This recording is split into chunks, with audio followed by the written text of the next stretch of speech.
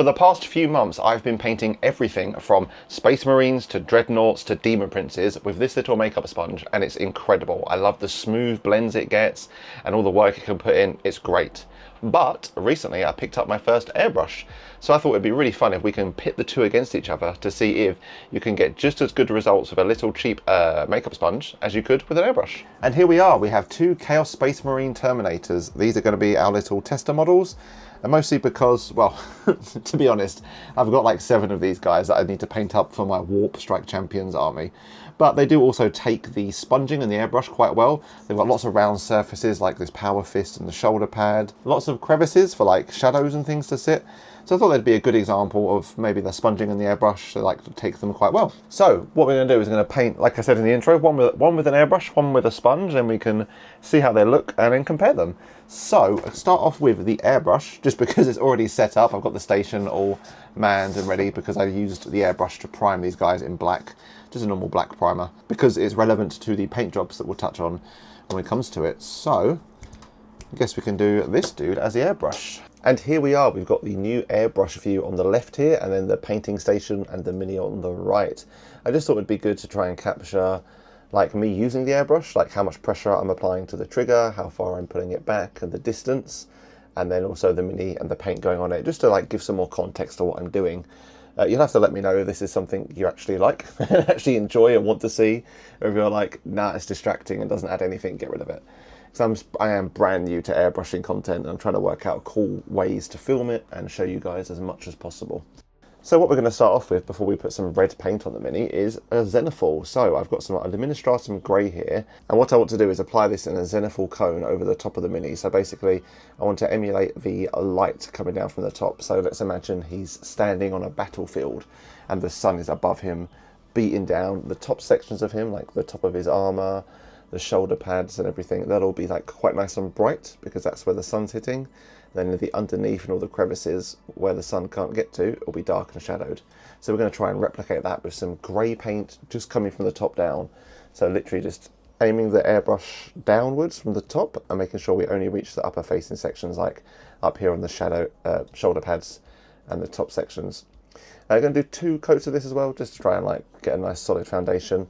And then once we've done this with the grey, what we want to do is then push it one step further and take some white and then kind of do a little bit more refined, you know, just some spot sections of, okay, the most upper facing, like the tops of those shoulder pads, the roof of his armour, this kind of side piece on the leg that's kind of poking out.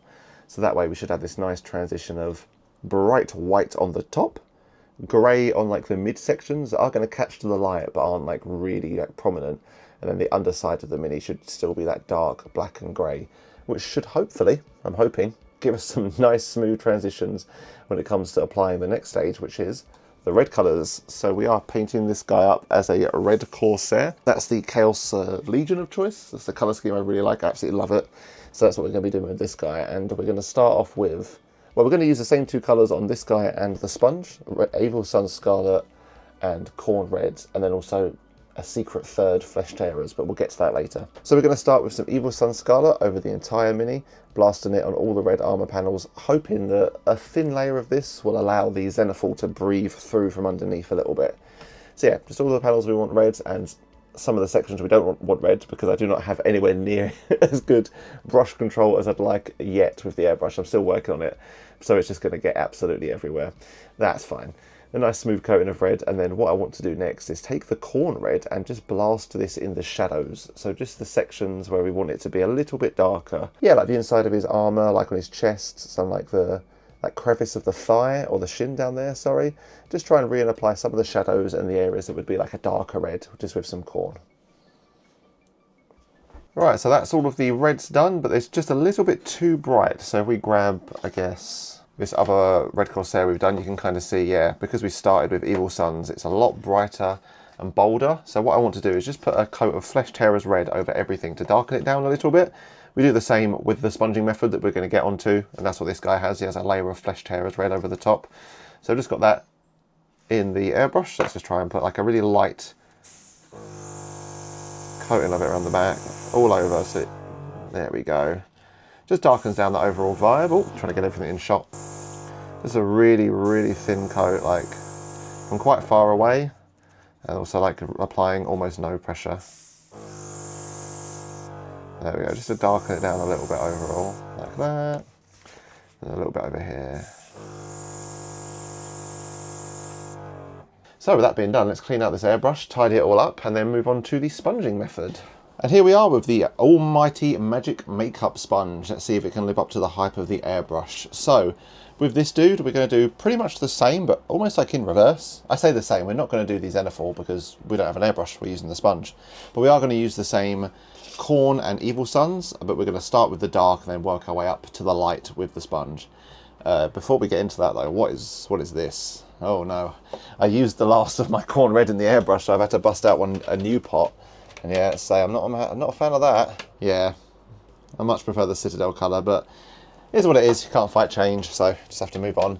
But yeah, so what we're going to do is we're going to grab this makeup sponge before we even start putting paint on it, and just dunk it in some water, get it nice and wet, soak up all the moisture, and then what we want to do is try and drain it off as much as possible. So squeeze it out above the glass.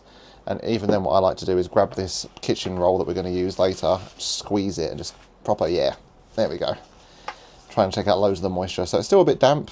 There we go, yeah. Still got some moisture in it and a bit damp, but it's not absolutely drenched. Now what we do here, while I shake the pot and prepare the sponge, so we've primed in black, so that way we can sponge on this Khorne red, but what we want to do is leave some of the places like the recesses where the sponge literally can't get to, leave them black, and that'll create some sort of shadows, which will be good. So I just go straight to the pot, get the sponge, dab it in, and there we just dab off the excess and we can just start going to town.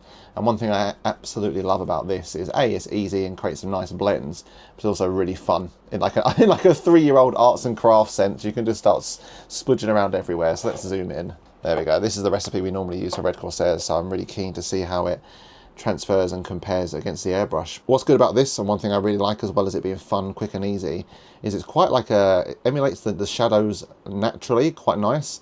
So you might be thinking, oh, what about the areas you can't get into with the sponge? Like for example, this side panel down here, we can only sort of like get there and then maybe a little bit in there. So what about this section that's black you can't reach? Well, that's perfect. That's exactly what we want. If the sponge can't get in there, then light couldn't get in there either. You know, so like it kind of makes sense it would be dark and it would be black, and that sort of black undercoat resides there, because at the end of this we are going to apply a layer of Flesh Tearers red contrast paint over a lot of the, well, all of the red panels basically, and that kind of tints some of the black undercoat that we couldn't get to. It kind of tints it to be a darker red, so it won't be black, it will be a dark red eventually. So after this layer of Khorne red, we're going to kind of do something similar to the Zenithal effect we did with the airbrush, but just with the reds. So I'm going to take some Evil Sun Scarlet and then dab it over some of the highest facing sections to emulate some sort of like bright highlights, as if the sun was beating down on the top of his shoulders and the upper facing sections of his armour.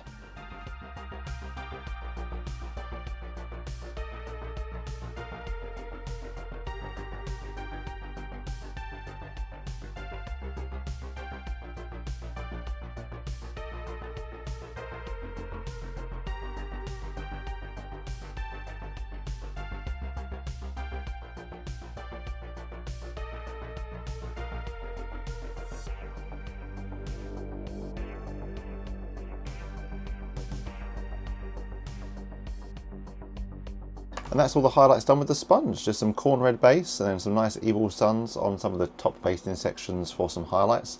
Looking really good. There's just one final thing to do, just putting the sponge down now, because the last thing is we do it with a brush. Although I will say I have been doing it with a sponge before, but I find it's easier with a brush to get into some of those nooks and crannies, because the whole point of this last step is to take some of those black sections we missed, like I mentioned, not missed, but couldn't get to, like in here, and apply some Flesh Tearers red, but I've watered this down a little bit, kind of like 50-50. So what it does is it turns those black sections into like a dark red, and also softens the transitions between Khorne and Mephiston, because we're going to do it on all the panels. So what I've got here is I've got some watered down, there is, Flesh Tearers red, try and wipe off loads of the excess. There we go. And then what we'll do, like I just mentioned, we'll start here, we'll put it in the black, and then just apply it there. Although actually I think that might be watered down a touch too much, to be fair. So I might put a little bit more in that mix. There we go, I've just topped up the mix and made it a little bit thicker. So yeah, what we do is we can just wipe off the excess and just apply it on all of the red panels. And like I said, it softens that transition between the Khorne and Evil Suns, and then also tints some of that black recesses to be more like a darker red. So this is the final step. Just going to apply this over all of the red armor panels, and then what we can do is we can take a look at both of the Terminators and see how they're looking. Alright, I know I just said we're going to compare these two guys, but two things. Number one, this was a lot quicker than I thought it was going to be. It did not take anywhere near as much time to do the reds on the armour. And two, I've got a lot of these Terminators to get through, like I mentioned. So I thought it'd be really fun, actually, if we throw a third one into the mix. So we've got the Airbrush, which is on one end of the spectrum, super expensive, premium in quotation marks, and then we've got the cheap makeup sponge on the other side. Really, really cheap, easy and accessible. So I thought, why not throw something in the middle, a dry brush, and do a little bit of Splapchop, just to kind of throw like a middle ground in, get an extra Terminator done, and also I've not actually done Splapchop before, so I thought, you know what, let's give it a go. Because in principle, it's the same sort of thing as what we've just done with the airbrush, that is. We're basically applying a whole bunch of highlights with the dry brush on a black prime, and then we're going to go over this with some Flesh Tearers red. So we're going to do the grey, and then after this we're going to take white and just dry brush like the top of the shoulders, the top of the hand, just here. Kind of just build up those highlights again on the more upper facing sections. So then we should have a base of grey, or black, grey and white, a nice sort of base to work from, similar to the airbrushing highlights we did. And then we'll just put a coat of contrast over the top. So I'm thinking Flesh Tearers red, just because we've been using it so much, just to stick to that theme.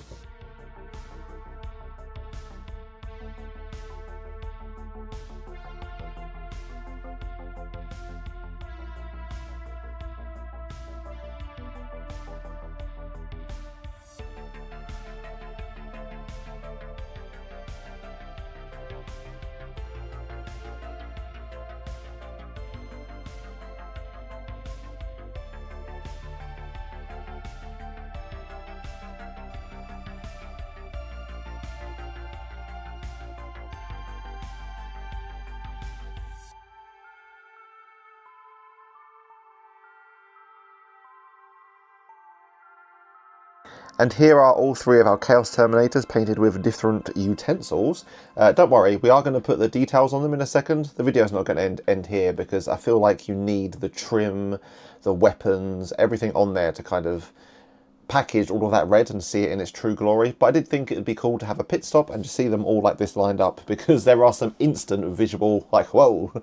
So we got the airbrush on the left, just over here. And then we've got the sponge in the middle, and then that Splapchop effect with the dry brush on the right. And yeah, that's wild how much brighter this one is. Then this one is like a mid-tone, there's still some darkness. And then yeah, there's a lot of like, I guess because the paint and the contrast is quite thin, this one's really dark. And it's quite interesting. What I will say is I'll put the Splapchop to one side. This was just a fun little extra I wanted to see.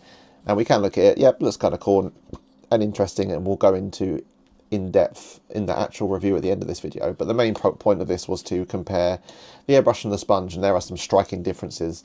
And I think what it is, I've worked it out, it's the recesses. So if we turn to like a shoulder pad, there we go, that's better, more of a top down. Because yeah, so basically what I'm trying to get at is the airbrush, I feel like, covers every inch of the mini, every nook, every cranny, everything is covered.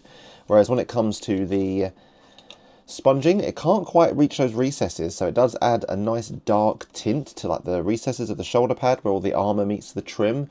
You can definitely see it, yeah, on the shoulders, I guess on the top as well a little bit. You can see, yeah, those panel lines and where there hasn't sort of reached the remnants of those broken off like trophy racks. On the front anywhere, I guess, yeah, it's darker on the chest plate in there, whereas here it's a little bit not as dark. So I think the recesses are a lot darker and heavier, so it gives like an overall more grimdark vibe. But I definitely think that the airbrush gives a more like smooth transition, like softer like transitions, if you will. Yeah, I feel like with the airbrush you can get like lots softer and smoother transitions, and that's kind of what I thought was going to happen, really. But it is quite interesting to see the same sort of colours being used, then like different results. Yeah, but like I mentioned, we're just going to quickly sap on the details for these guys, just to fly through it. And then that way we can come back and see what they look like with all of their trim and weapons and stuff, because that will really like package these guys up and show off the colours. So we'll start off with the trim. That's just going to be silver with some black Templar contrast over the top.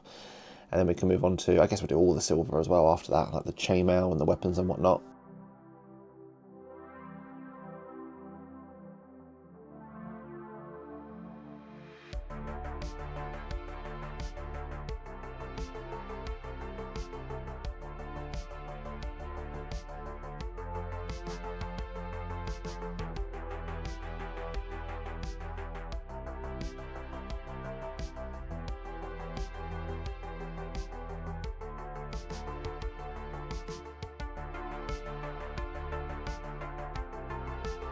Right, that's all the metallic details done. Just going to chuck some washes on. I will say that I'm not going crazy with these details.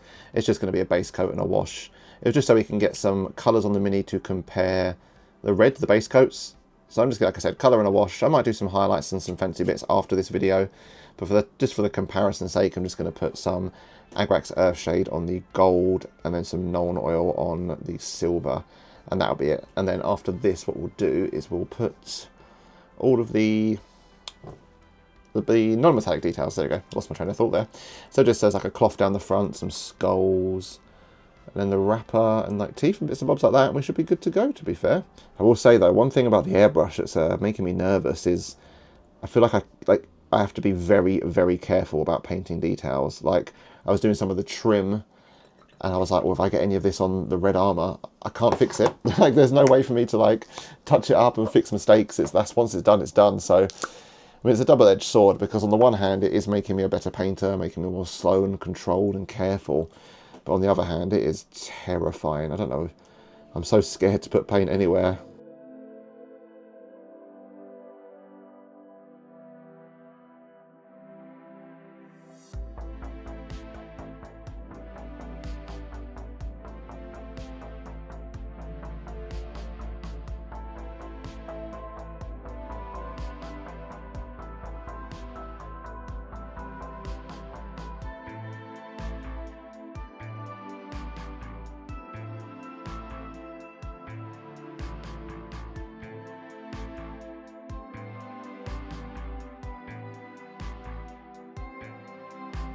And here are all three of our red Corsair Chaos Terminators painted up with a different tool. So, I mean, actually, hold on. I know the tool and the method is the main event, but there are some heads on these boys. So a little while back, I painted up this Terminator here. Let's just take these boys off. Yeah, this dude, just on a whim. And I put, for some reason, I don't know why, the Space Wolf Priest on him. And I was like, the head, sorry. And I was like, oh yeah, that's a really good idea. And then I painted the skull, not the skull, sorry, the helmet, with Space Wolf contrast grey, and it got me thinking of like a whole war band of like ex-loyalists Terminators, each with a hint of their own like previous chapter. So like this guy has a white scar because he's got like a very distinct white scar head, although it's pointed down, which is a bit, it's okay. So he's got like a very distinct white scar head. This guy has got a very specific Blood Angel's head with some fangs and some blood. So he's got like a Blood Angel's, and then this dude is going to be an Imperial Fist. Well, he is an Imperial Fist. Just got a generic face. But yeah, just a cool little like vibe and a little mini project inside of this project that I've been sort of working on. So yeah, that's why they've all got these like unique human heads and these like cool different marked helmets for their like previous chapter. But to get back on track to the actual main event, so we've got three different armor methods. We've got the Splapchop on the far left, we've got the sponge in the middle, and the airbrush on the right. So what I'll do actually is I'll take the Splapchop away because he was a bonus. I do like him actually. Tell you what, we'll start with him just to get him out of the way and done with. Just a quick 20-second summary. I do like the vibe of it. It's quite cool. It's very grimdark and very interesting. It was quick and easy. I do see the issues that people have with it. It's very like simple and kind of like there's not much more to do to it. It's not really that deep. Sorry, simple is the right word. There's not a lot of depth to it. It would be quite interesting to maybe one day try it again and try and add some depth, like a lot more edge highlights. Maybe go really ham on different layers of contrast paints and like trying to build them up. Yeah, it does look quite cool and it is a vibe. I do quite like it, but I don't think it's something I would carry on doing going forward. Maybe something to play around with. So here's our brand new airbrush method, and this has been a really interesting one. So I think it's got some, where it's done right, it looks really good. So I'm just trying to grab a little handle to put him on so we can get real nice and close to the camera, because I want to be twisting and turning this guy. So for example, if I can get to focus, really going to have to work on my camera work here. So on the sections like his hand just here, you can kind of see underside it's quite dark. And as you get to the top, it gets quite like bright and light, which is intentional, right? Similar to on the chest. In there, it's quite dark. As you go around to this side, it's very light. Like those transitions are quite nice, and the shadows are quite good. And then another one on the back. Oh yeah, look, see his red leg at the back there, super bright. And then we blasted in the corn red inside. So I think it looks really good there, and those transitions are quite nice, but I think it does fall a little bit short because it's very flat I think what I really needed to do was add some edge highlights to this to kind of make certain sections pop, because it is very flat. But for the sake of the experiment, I just wanted to do just the airbrush, see what we can do with it. I definitely think the shortcomings of this recipe have mostly been because I'm quite new with the airbrush. I'd really like to do this again, but maybe with like a whole different collection of reds, like start with the Evil Sun, maybe start with the mid-tone, like a Mephiston, and then put some like Evil Suns on the highlights and Khorne in the shadows, like more than 2 colours. Because, yeah, like in the areas where it does transition, like the bottom of that shoulder pad's quite dark, then you get around here to the top and it's very bright. Those are cool transitions. I just think it's a bit flat. And then obviously, like I mentioned, it'd be cool to add like some edge highlights to make some sections pop. So I think it's quite cool. It definitely needs a lot more work to it. Yeah, I think you need to put a lot of time and effort into it to kind of get like better with the airbrush, better at understanding shadows and edge highlights. Whereas if we transition into the sponging dude, this guy, oh, I feel bad doing this experiment because I'm so biased to this recipe. I absolutely love it. I think it's such a cool result for such a small amount of effort, and you get some really cool looking bits and bobs. Like, yeah, you get some really cool like recess shades, some nice like bright highlights, like the bottom of these like guards down here are quite nice and light, and the top section is, yeah, that sort of black that was left over from the sponging. Look at this dude's shin, it looks really nice and cool. So yeah, I do like it, but I think this is quite similar to the Splapchop method. It's quite limited, right? So there's not really as much as you can do. I mean, it definitely looks better than Splapchop in my opinion. It's more vibrant and there's more dynamic like shadows and highlights to it. I definitely prefer the sponging, and I do think the sponging and the Splapchop are similar like effort. It's just a sponge you dab over and then a wash. But I do like the result of the sponging dude. But then if we compare the sponge and the airbrush, like it's like night and day. This guy's so much brighter and like flatter. So I think all in all, if we zoom out and look at all 3 of them, I think right now, as it stands, looking at all 3, the sponging is my favourite. There's a lot more like dynamicness? There's more dynamics? It's much more dynamic. I don't know, there's more depth to it. There you go. It's a deeper colour. It's a deeper application. Like, it's not, as I keep saying the word flat, but that's all I can use to describe it. But I do think that with the airbrush, if you put in a lot more effort, really learn it and really practice, you can probably get some much better results. Like, in terms of the question of can my like sponge keep up with an airbrush or even beat it, I do think, I mean, yeah, just at this base level as like a beginner with the airbrush, I do think my little cheap 50p sponge definitely beats it at the minute. But I do think the airbrush has the possibilities to go further. Like, it's a lot deeper, there's a lot more you can do with it. The sponge is quite limited. That was a lot more interesting than I thought, and actually opened my mind a little bit. Not opened my mind, but I think it showed me that there's a lot more to the airbrush than I thought. Like, it's a bit more difficult and it requires a lot more skill and finesse and practice to get some of those good looking results. Because yeah, I do like how the airbrush turned out in the sections where it does look good, like the wrists, that shin, and on the breastplate it looks nice, but it's not, I feel like I played it really safe when I could have really pushed it to like I mentioned, like Khorne in here, a little bit Mephiston there, Evil Sun's there, and I definitely think I should have broken out the, well, not should have, because I really wanted this experiment to be like, yeah, just testing the tools like the sponge and the airbrush. But in the future, yeah, combining the airbrush with, oh, well, I was going to say combining the airbrush with the paintbrush to get some edge highlights and shape could be good. But then I was like, oh, maybe I should have included like, maybe I should have done like a combination of all 3.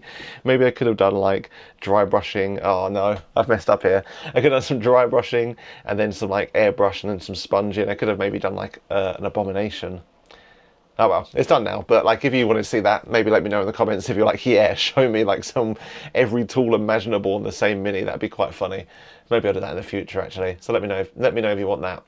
But yeah, definitely, I think summary of this and the learnings, there's more to the airbrush than I thought, but the sponge is still really good and I still like it. I would definitely recommend using the sponge and trying it out if you've not done it before. It's so much fun and you get great results. But as always, thank you for watching, and thank you to everybody who supports the channel on Patreon. All these are lovely people here, their names in the credits, I really appreciate it. There's also a Discord in the description. It's completely free, you don't need to sign up for any Patreons or that. You can just join that for free and it's cool. As always, thank you for watching, drop a like and subscribe, and tune in next time.